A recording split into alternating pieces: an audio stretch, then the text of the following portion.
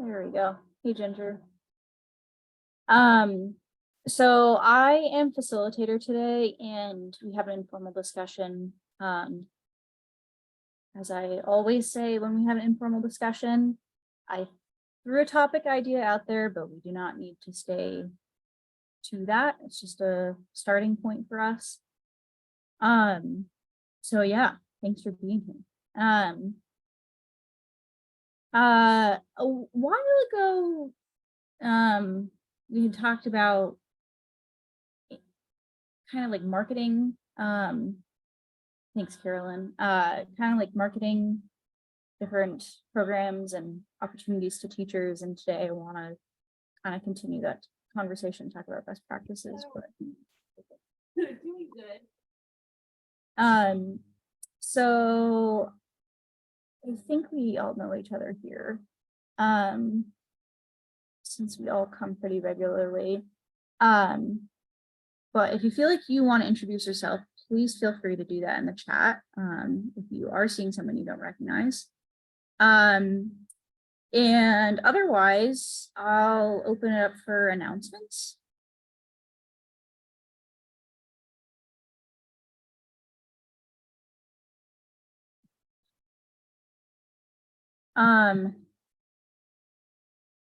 I will say, again, a lot of you have already heard this since many of you were here last week, but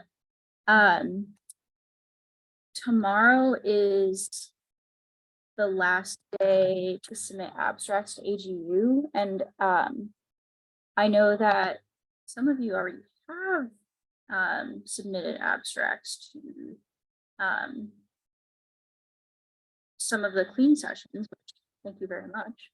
But yeah, you have another day to do that. I actually need to submit mine still to the session that I'm doing. So here is the list of sessions. We're doing 3. There's 3 climate empowerment sessions. There's a poster only, and then 2 of the oral sessions are focused on one is K-12 learning contexts. One is more about teaching across different disciplines. And then the poster session is just generally climate education. And so even if you don't think you can be there in person, there are virtual options for all of these. So definitely consider submitting by end of day tomorrow if you'd like. So that's probably my only announcement, but is there anything else you want to share? Maybe I'll, well, I didn't do my hand, so other people go first, but I think I'll run a little bit with what you brought up, Gina. Okay, go ahead. One of the things I don't know if we looked at last time or does, and I'm asking people who are even more into AGU than us, to verify that if you are submitting and say that you will be there in person, does that still allow you to do a online virtual poster?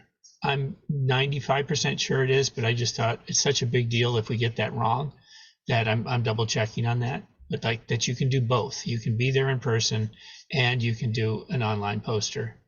So just that's a thought on things. So I believe that you can do both.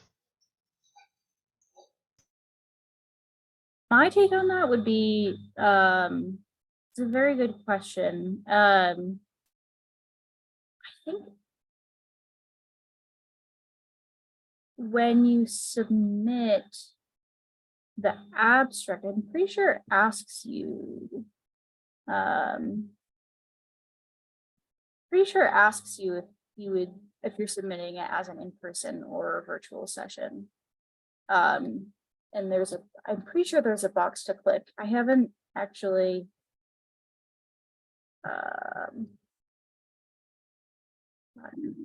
me see. While you're looking, Gina, I think maybe one of the things to consider for the collective good, which I hope that, I know that most of us think that way. We don't just think about our little box here in this Brady Bunch thing, but, we're thinking about us all, is if we get it wrong and think that gee, I want that online poster because that to us is the most valuable. It stays up forever. You can send people to it. It's a great thing. Well, then I'm not going to sign up in person. It means that for those of us who are in San Francisco, we won't be able to be there as CLEAN members, right? I mean, I guess the way it is when you have a group organization, you want people who, now Gina and Katie and Anna and Frank, they can represent CLEAN.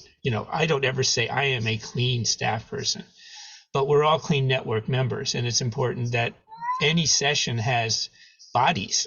It has people who stand for it. Otherwise, it's like, well, I guess CLEAN's got staff, but they don't have anybody who's around here, which is not true. So anyway, that's why it's important, I think, that we get that right. Because I mean, Frank Granshaw and I, we're going to be among those who be in San Francisco. We want to make sure that we're taken seriously there.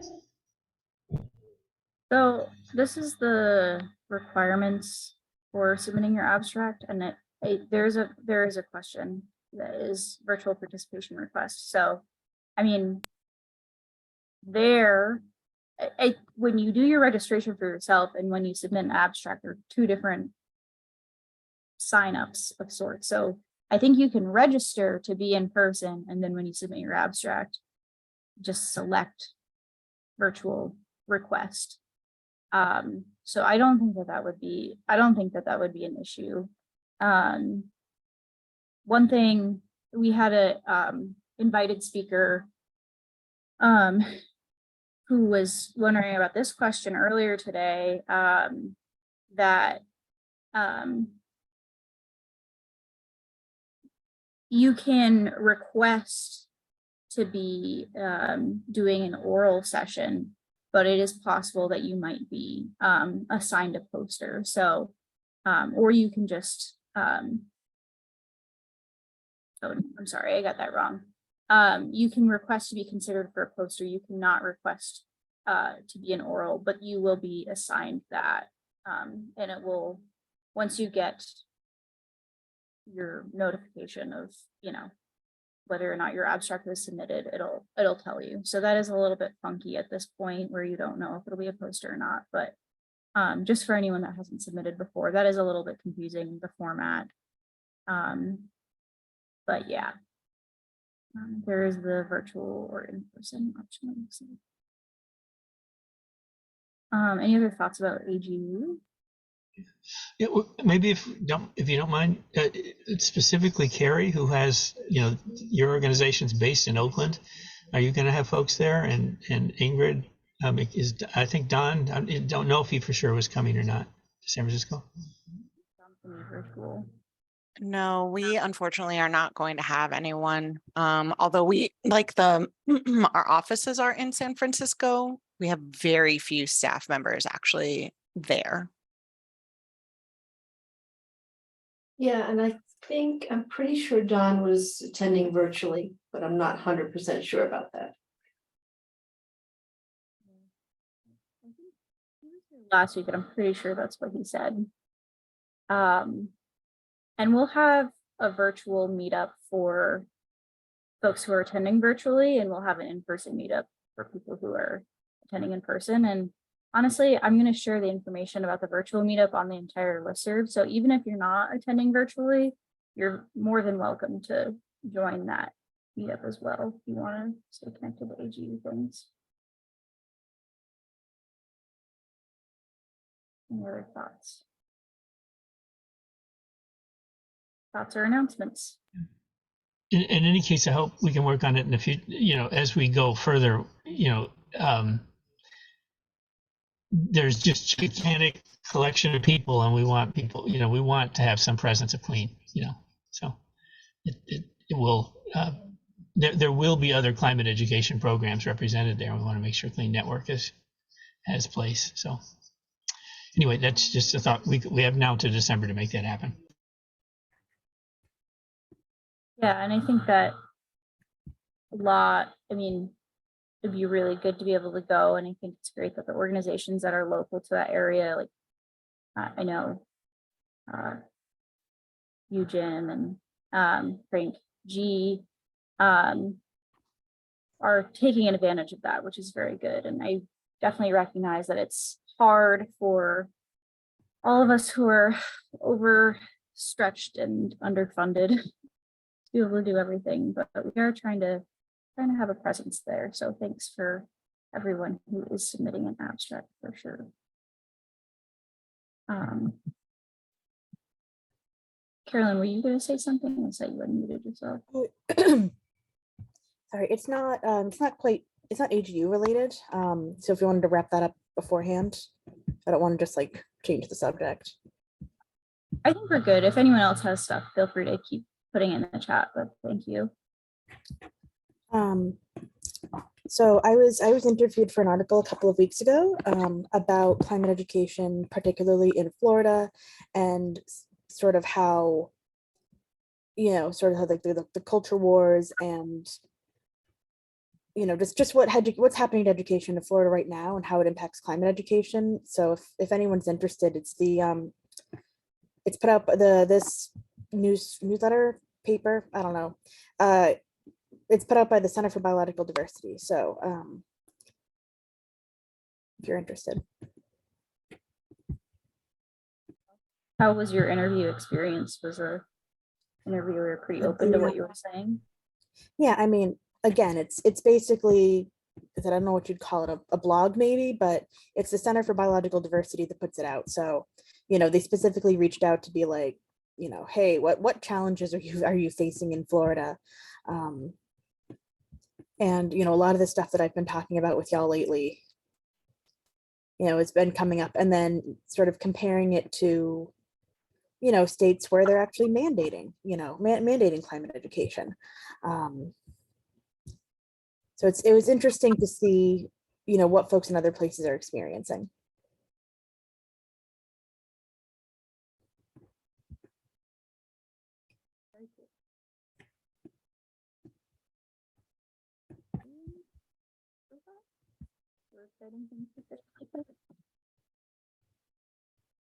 Nina, I'm having trouble hearing you. Oh man, is anyone else struggling with that too? No. Oh. I also sometimes You're breaking up, Gina. speak really quietly, so I will prop my computer exposed. I didn't have any trouble earlier, but now I do.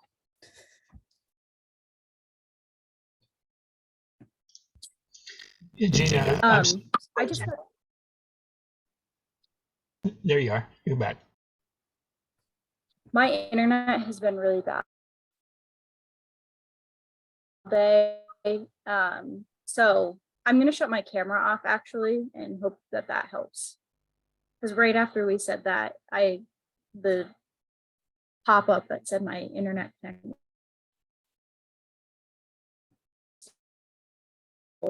happened. So I have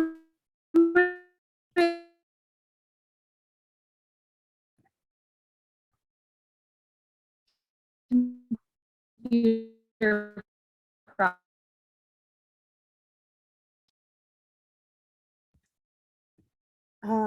I'm getting nothing here. Or can anyone else?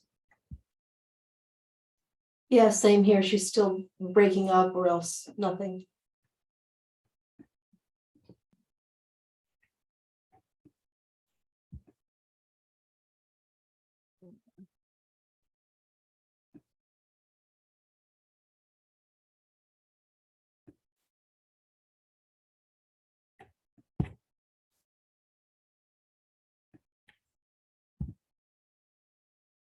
Gina, I don't know if you see it in the chat, but Frank suggested calling in your cell phone for audio. Yeah. Okay.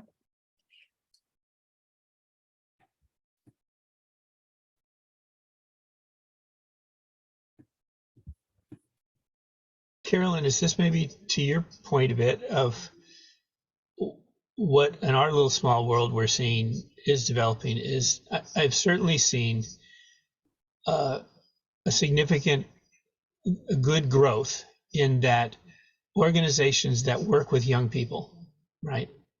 not necessarily schools, yes, but especially, out of school or informal event things to do. The interest in climate action is enormous.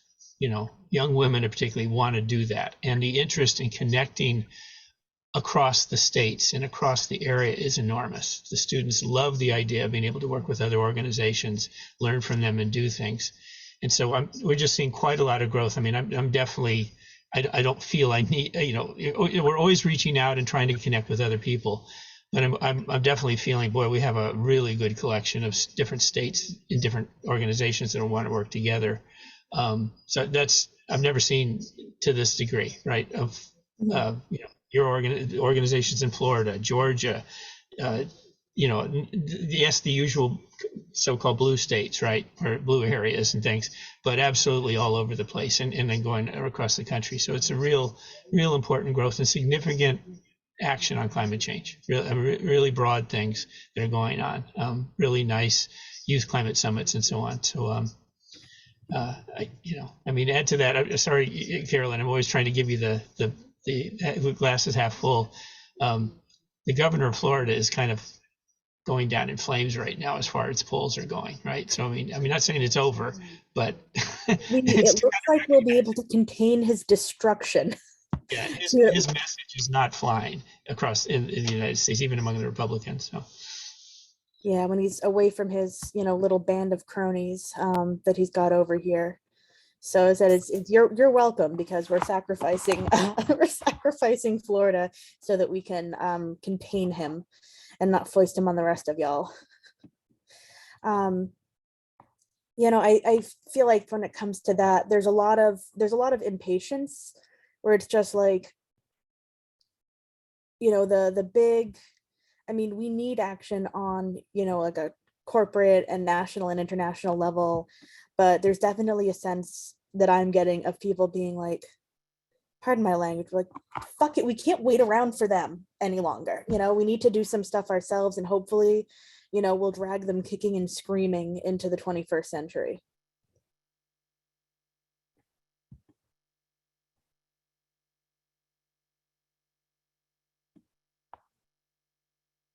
And can you guys hear me now?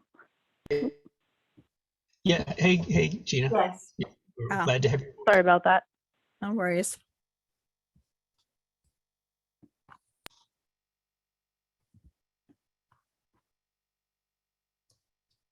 Okay. I missed the discussion that was just happening because I was logging on. But It was just, I'll take it as we were filling in, so please go in the direction. I certainly, even though I was one of those two speaking, I certainly am fine. Let's go to what you got to talk about, what you have in mind, Gina. Okay. Any other announcements or anything, feel free to keep putting in the chat those thoughts. But so yeah, like I said a few weeks ago, Frank has his hand raised. Go ahead, Frank. Frank N. Thank you. I'll just turn on my camera for a second. I was having some computer issues here at NOAA. One thing to update the community on is the climate literacy guide is taking longer to get to the public comment period. It's quite a process we're going through to kind of figure out the strength of language that came from the listening sessions was very bold, and getting that through federal process is hard. So finding the right language is tricky. Jim, you just mentioned, students really want to focus on action. That's actually one of the things that's causing us a hard time, because the triggering between action and advocacy, because we don't do advocacy, and I totally get that, but just the association with action and advocacy, like the only thing we do in action is advocacy, it's not correct. But we're struggling with finding the language that makes sure that we're not talking about advocacy when we talk about action. So, I would expect probably early October, the public comment period will open. We're still trying to release it at COP28. It's going to get harder the longer we delay, but we're doing amazing hard work on the inside. But hopefully you'll see that and be able to give us, constructive and critical feedback in in October. So just wanted to, let you guys know where we are in our internal process. Frank, if I may, and just for everyone, is just speaking as one of the many, one small piece of the many, is what you're saying is not just your problem, not just the government's problem.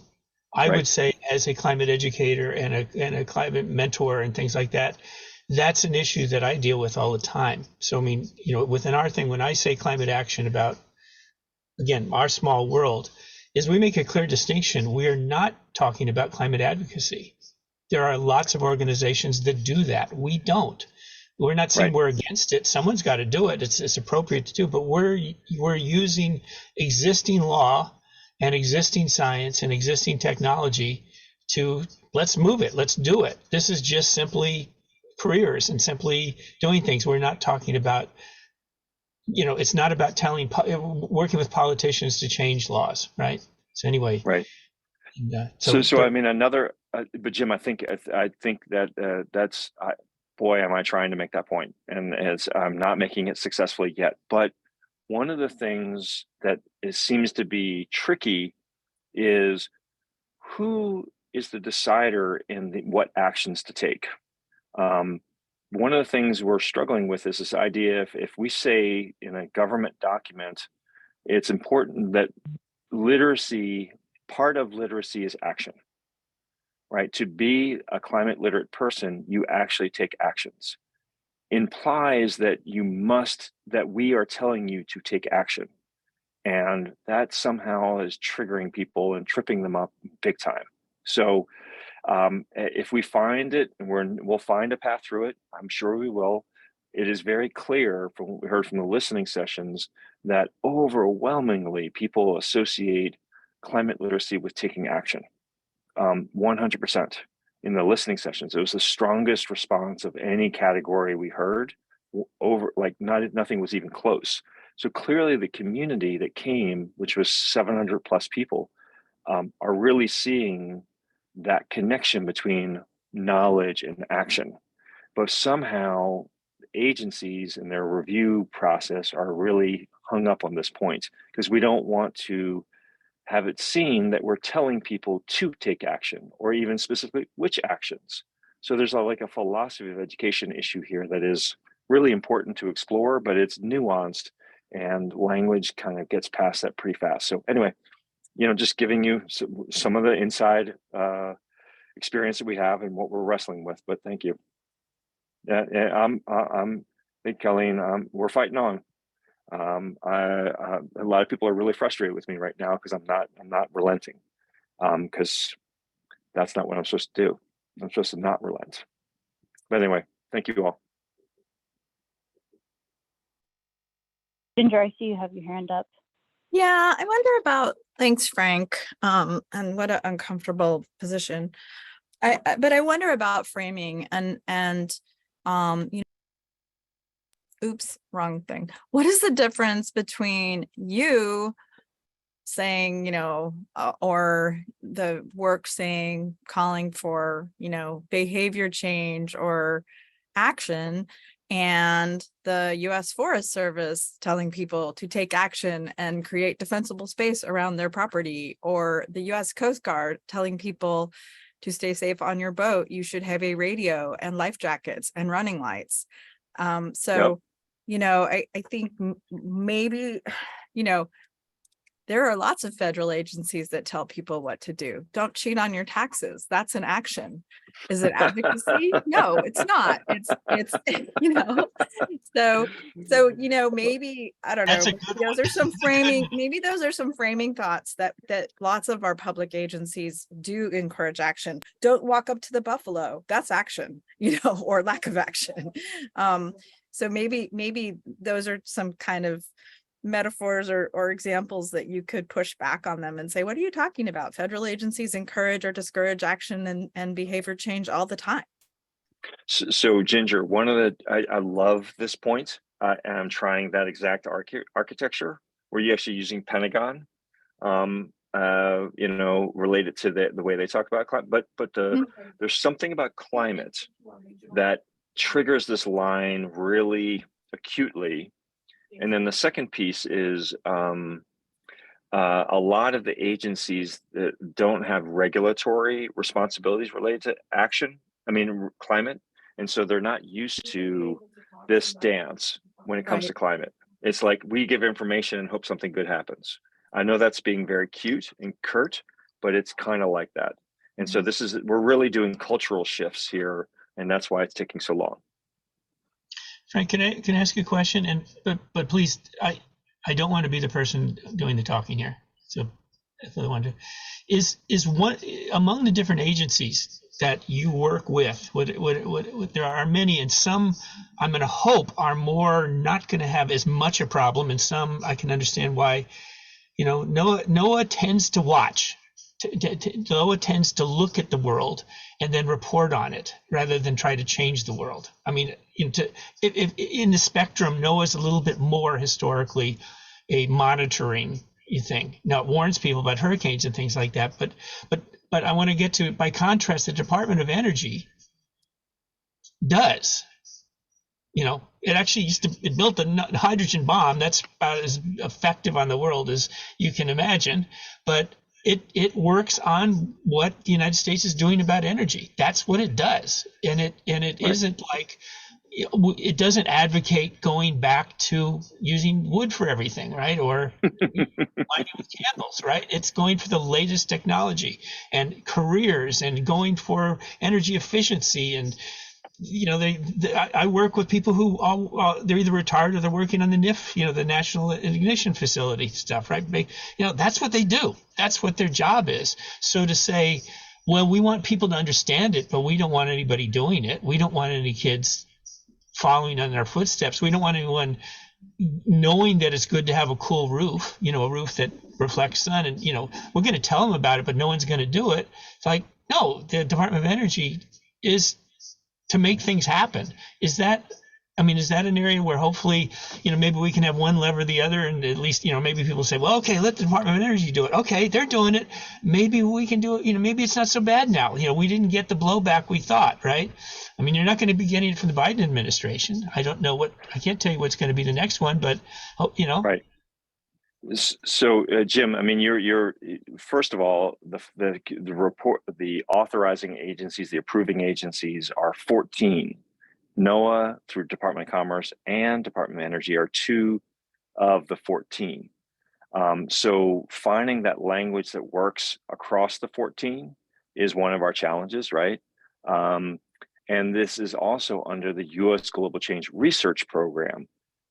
And we are in conversations trying to figure out a new coordinating architecture for climate in the federal government that is not research, but actually services. That is currently underway. And, I've played a role in that. There's something called the Fast Track Action Committee report on climate services. It's publicly available information, and it talks about some of the considerations, but we don't really have a climate action coordination architecture in the US government. It's very distributed. And so it's just one of the things we're working on. Is climate literacy part of that? 100%. But that architecture doesn't really exist. We've stretched climate research, climate and global change research to provide that because there's nothing else. That's actually being worked on right now. So, this might get easier because the approvers in the agencies that are service oriented are different than the research approvers. So, but these are really, there's a lot of big moves going on all at the same time, and trying to make sense of it is tricky. But, I go back to all the conversations I've had with young people and the frustrations they've had in their classrooms, because they learn about the problem, they don't learn how to solve it, because that's really what the action part calls for. But we just keep on falling back to our safe zone in the sciences, like just learn the science. I'm like, well, that's really not appropriate psychologically for young people right now. So anyway, the battle's on. We'll see. We'll fight as hard as we can and win as much as we can, and hopefully we use it. And hopefully you'll all be impressed. If you're not, let us have it. And we'll see what we can get done as fast as we can. So I know we're spending a lot of time on this. I don't know if we need to keep going here. I'm happy to chat, but that's where things are right now. And feel free to jump in, Colleen. Yeah, I'm hearing a lot of what you're saying, and I'll just reiterate again how much I appreciate you doing that fight for action. I think you guys all know me, and that is, you know, my main role in Alaska is that we're talking about it from the solutions point of view. And that was like a deliberate, you know, when my boss founded our nonprofit 19 years ago, like that was why he did it from an energy perspective, is because he saw, you know, he wanted to start from the solution side of things. And so I totally get it. It doesn't make it, it's, you know, still a hard fight up here, obviously, with our own very Trumpian Republican governor, but there's a lot of work that we can do. And some of the things that you were saying was kind of triggering. I wanted to share some of the cool things that are going on in the state as maybe like a little bit of ray of hope, but also a demonstration of how complicated getting all these different pieces can be to work together. So some of the stuff that we have going on, REAP has been expanding, and we've been doing more workforce and more community energy support. So for example, I've shared before, there's the Energy Transitions Initiative Partnership Project, nice long name, ETIP, because acronyms are so fun, that is doing work with microgrid communities. And so of course that includes communities in Alaska, and we have someone at REAP working with them. So this week, my coworker Tyler, who some of you have seen on these calls before, is going to one of those communities that's getting, and it's technical assistance, and that technical assistance can be really broad. For McGrath, they are trying to figure out what renewables can they include on their microgrid system. And so as part of that, we really push to include education as part of that technical assistance, to like define education and include that as technical assistance as part of that. And so like I did a webinar with McGrath residents of like basics of microgrids. My coworker Tyler is going there. Like tonight, they're going to be trying to do a hydrokinetic system, like build a little hydrokinetic system made out of like kidwind parts to do in their river. And so, but it took this like, you know, okay, well, we're going to use this funding that's coming from DOE to this really specific program, and we're going to use funding that we have from Office of Naval Research for Tyler's position on education. And we're also trying to work in this workforce development that comes from this Alaska specific Denali Commission grant to like bring it all together to like address these different pieces of thinking about community education and workforce. And that the pieces are there, but when you said, Frank, with how like disparate that climate action is, the government is just like, yeah, that's totally it. And we're like pulling in different pieces from everywhere to do this work, you know, for this community of, I don't know, maybe 500 people live there. Like, it's pretty crazy, but really cool. And we're trying to do that with more communities, like Sitka in Southeast Alaska is getting further funding through the ETIP program. And we want to do this workforce. We have funding from this other program for workforce to do work there and education. And so like the stuff is happening. And if you ever want to talk more about what that is looking like at REAP and all these different things, we're still growing and figuring out how all that will work together, but we want to have that like capacity, you know, we're kind of calling it right now capacity development, but we want to be able to encompass all of these things. It's not just K-12 education. It's not just community support. It's not just workforce development. It's like trying to bring this all together in a holistic way, and an example of how we're trying to think about that, in Alaska. So some cool things going on. Yeah. Anyway, that's Colleen, yeah, no, I think that talking about successes like that is just very refreshing. And you and Frank and everyone here shows up, and yeah, Frank, we do really appreciate that you push forward in this respect and how you show up for all of us all the time and advocate for us.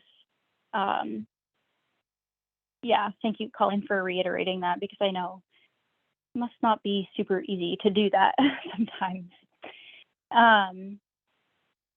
Anyone else has thoughts or comments about this? Oh yeah, Ginger, go ahead. Oh, sorry. I put a long thing in the chat. I think, you know, I mean, that was a great example, Colleen, of just, and this is a bandbox I've been on before, is that so many people, regardless of which agency or which field you're in, so many people are in silos and they don't think cross-disciplinary, and they don't think, how can we piece things together to make it work? And like, I see that. I work for the Washington State Department of Ecology, and I see that in my exactly, Colleen. Why not put the solar on the landfill? I mean, it's capped. It's gonna be, you know, and it's like, I'm seeing these, I get these environmental, these newsletters from Energy, and they're talking about their environmental justice work. And meanwhile, our cleanup site is completely ignoring environmental justice issues. And it's the same agency. Obviously, it's a different pot of money. But anyway, you know, I think that's one of the benefits of this group, is that a lot of us do have, especially like you folks that are at museums and nature centers and stuff. I think that gives you access to like a broader, definitely like a broader audience, and more community, maybe more diverse community connections that some organizations don't normally have access to, which is really nice.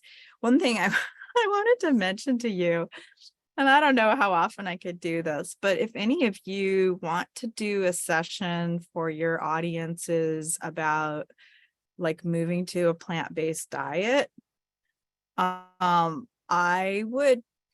might be able to connect you to Maggie Baird, who is Billie Eilish's mom. And Billie does like, gets people to make a pledge to eat plant-based more, because your diet has a huge impact on your actions and climate.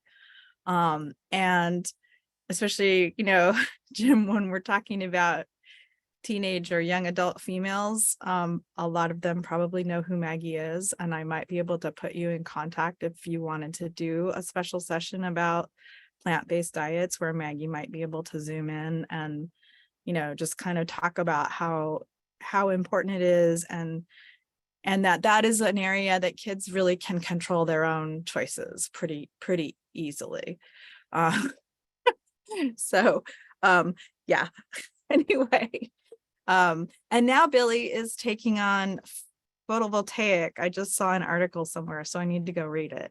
And trying to get concert venues to be more solar powered and stuff. So, you know, and it was interesting too, the other day, my daughter was telling me, you know, go stop doing environmental volunteer work and start your own business and donate the money to things that are important, because the businesses do have the power to make change. And I think maybe that's another place, is if we don't feel like we're having support in our local community, say from our city council, but you have a progressive brew pub, work with the brew pub owners to spread the news and do the education and outreach, and see if it can come from the business community where you hadn't thought about approaching them before.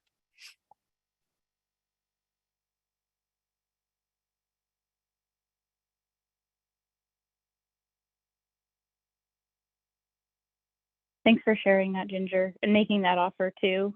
I think maybe even it'd be a good, this might even be a good topic for a future Clean Call as well, to continue the discussion. Even just an environmental justice call would be really, really good. Yeah, Frank. So one thing, Colleen, something you said triggered another point that I think is really powerful and important. That most of the, I mean, one of the projects I'm working on right now is inventorying climate capacity building and engagement programs across the federal government. we currently see 21 agencies and departments involved that have these kinds of programs. And we are currently looking at over 700 programs. And the programs that are newly created under the BIL and IRA programs are we're north of $60 billion over the next 4 years going into this. 60 billion, almost none into education. Most of it's going into technical assistance, community support, training, workforce, engagement, everything but education. But what's important there is, and I think, Colleen, the way you're weaving together a lot of these disparate programs, yep, defense is one of them, is that at the community scale, that's where the coherence is being built, where you're grabbing a bit of FEMA here, and then some from energy and another part of energy, and then NASA here and NanoStep and so on. But where it all comes together is actually at the community scale, whatever you mean by that. And so all of that surge, the coherence, right? In education, we talk about coherence all the time, but in the coherence of practices and programs across these different disparate distributed programs is going to happen at the community scale by people and organizations like the one you're in, Colleen, but that's true all over the country.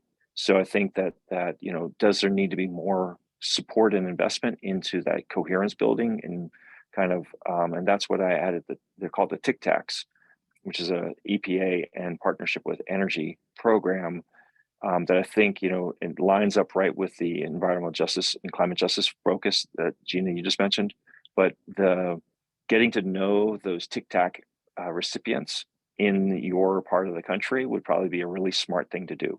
It's their job to kind of help you weave that together to serve underserved and underrepresented communities. So I haven't learned enough about the Tic Tacs, but a lot of the people in our community, actually in the CLEAN community, are actually part of those. So, just something to a dot to connect into this process.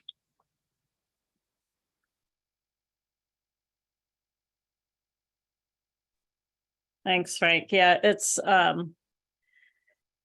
I think this is true for a lot of marginalized communities, but I think it gets amplified in Alaska, is that applying for grant funding is just such a huge barrier because they don't have the knowledge and or the time to apply for grants. They may not have reliable internet. They're English language learners. They like the bureaucracy of it, just the knowledge of it, understanding the benefits.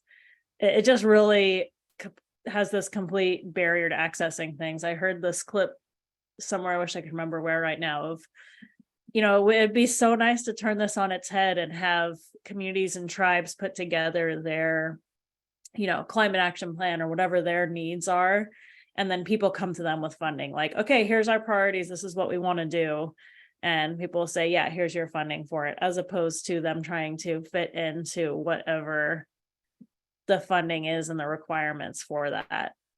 But I don't think that's going to change anytime soon. It's just frustrating, but I'll check that out and see. It looks like Washington is probably the closest one to us. So I'll see if I can find out a little bit more about it. Thanks for sharing.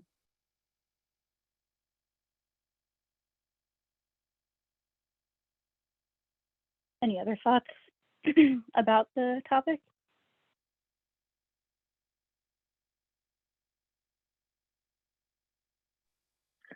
I mean, Gina, when we're finished our analysis, we also are including Justice 40 programs. And so I think, as we think about setting up, the climate justice focused related work, I can definitely give you readouts probably in September, maybe October, of where all the Justice 40 related programs to what we do are. And I would definitely include the Tic Tacs as part of that. And Colleen, yeah, it looks like University of Washington is the one related to you, which is a little strange, but that Washington state has seemed to be that connection to Alaska often. So, but anyway, Gina, let's talk in the September, so we can start getting a sense of where that Justice 40 work is. It's a lot. It is a real priority of the federal government.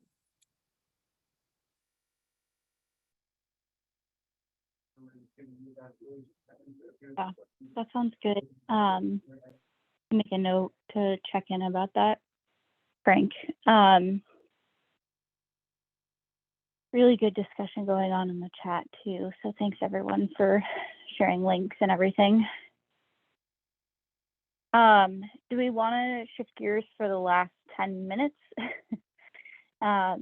This has been a really good discussion and necessary, I think. Any other thoughts?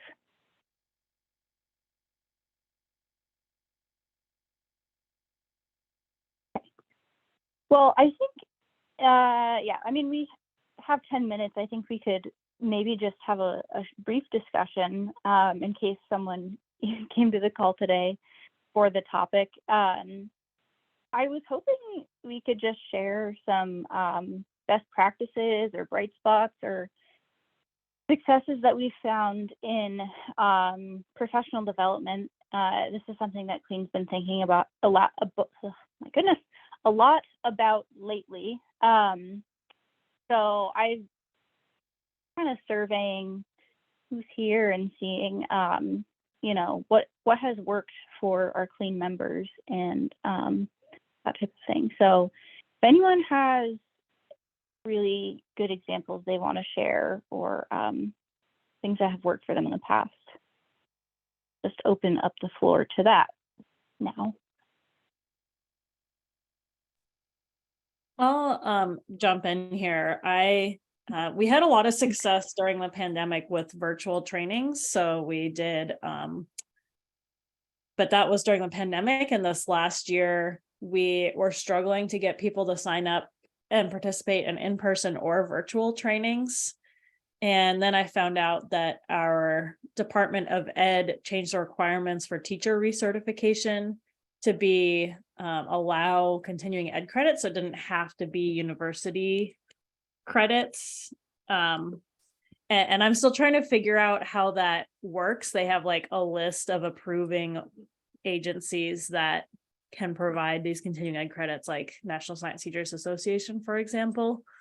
And I'm trying to figure out, well, how does that allow others who are maybe not a teaching association to still provide meaningful continuing ed credit for or continuing education for teachers, because that is a primary driving factor for teachers is to take professional development is to earn that continuing ed. And so I'm kind of curious if others know how that works in other states, or if they've partnered with organizations like NSTA to offer professional development. And yeah, but what's worked well, I will say one thing that's worked well for us is because of our funding with Office of Naval Research, we give teachers supplies. So we have like a kit of supplies that they use, and we learn and we do very hands-on stuff, and then they take them home with them. And we've done this in person and virtually. And we even did a class that was asynchronous. So we developed it with our Alaska Project Learning Tree, and we did a Green Schools course that paired Project Learning Tree and our AK Energy Smart curriculum together and showed resources for other curricula and CLEAN as well. And teachers really liked it, but we only had like 8 teachers take it, which is good, but like we would like a lot more than that to participate.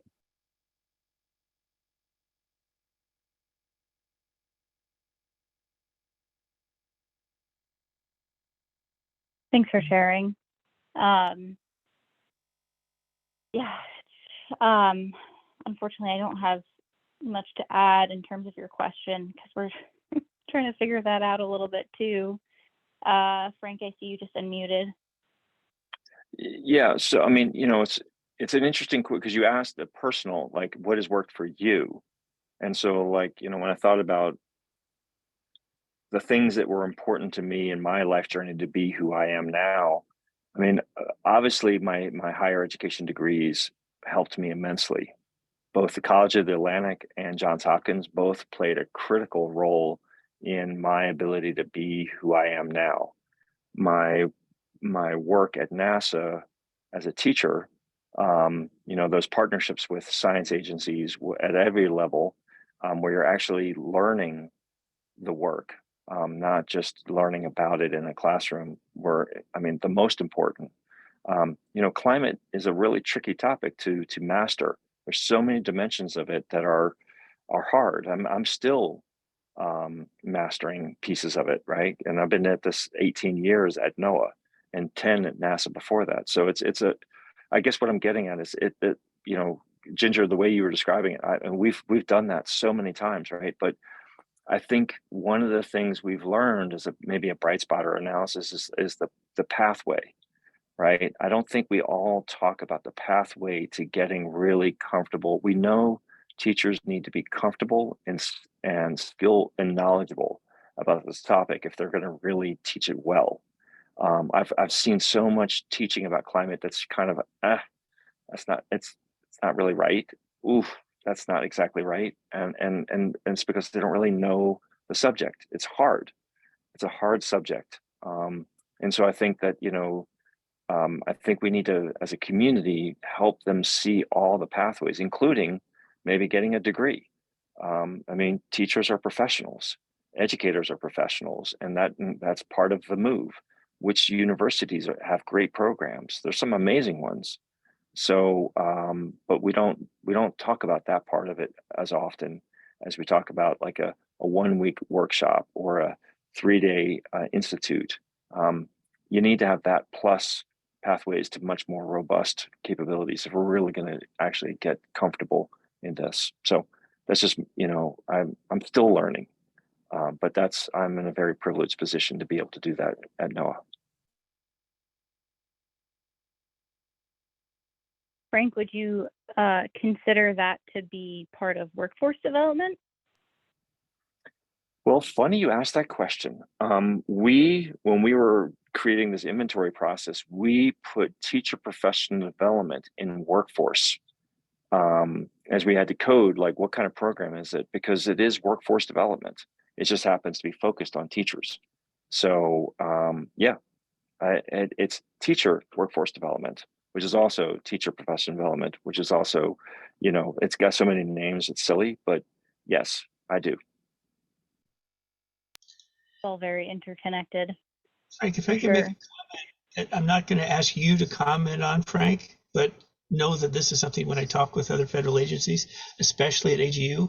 Last time I was in San Francisco with AGU people, well, at the time there was this question of they're adjusting to that Trump was going to be the president and what his attitude and things are. That there's always this thing of like, you know, and like we have to be quiet for a while. We have to be careful. And I would say to them, I understand that you have to watch yourself right now. Your career is shifted. You know, there's a shift going on here, and you're going to have to watch what you're doing. Now, those of us who are in California and educators and people, we've got California here. We're moving on this stuff. So we don't have that problem here. We're going to do it. But I guess there's the thing that there's always this lag between when there is a shift in what the people at the top of the federal agencies are saying to us and what the people lower kind of get. I mean, in other words, I think some people are still catching on. You know, I'm not saying politics. I'm just saying reality. You've got people at the White House now who want you to take action on climate change, who want you to help these careers, who want to have diversity in the workforce. And you're still stuck in the idea of, well, maybe that's too controversial and we better stay away from it. You know, I just, you know, sort of like, come on, people, just recognize that you're way behind on where your boss's is saying you need to be. And Frank Leopold is not. Frank Leopold is right on it. You're not advocating something that's going to get them fired. You're not advocating. You are not promoting something that's going to get them fired. Sorry. It's not about, Jim. It's firing is not the concern. It's budget. And you know, and it's appropriate. So it's like, what is the most, as our missions evolve, all of our missions, whether it's energy, Department of Transportation, labor, you name it, right? It's like, is this mission aligned? Is it appropriate? And how do we talk about it so that it is appropriate? It is aligned with the legislative drivers that we have. Like, all of the agencies are driven by law. And so this is partly why when agencies go quiet on things, they're actually in trouble, because they have authorizing law that it says, and an appropriation is law. So if the appropriation says do this, and they're funded to do this, guess what? They have to do it.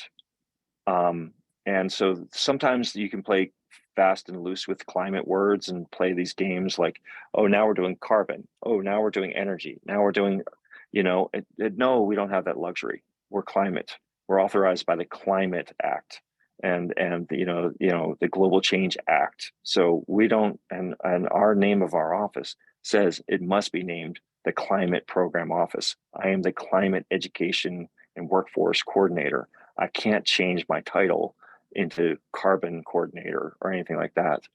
But that said, Jim, finding the right way, I think we have to appreciate that, the architectures that were built, that we meet right in this moment, aren't built to figure out how to solve climate change.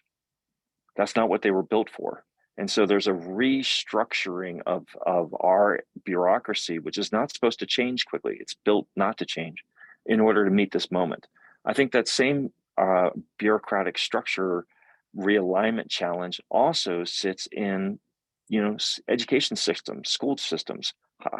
High school is not built to give our students the skills and knowledge they need to solve climate change. It's not built for that. It's that, and Megan Bang's research actually says it's actually built to kind of not do that. In my reading of her research. So, I mean, we have changing structures and systems in order to generate new outcomes is hard work. Trust me, I am earning that realization every day.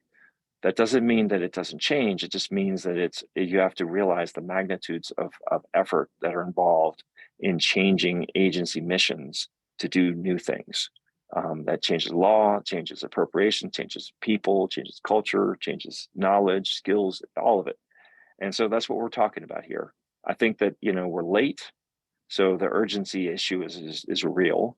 But, I think that's I'm seeing the changes in structures.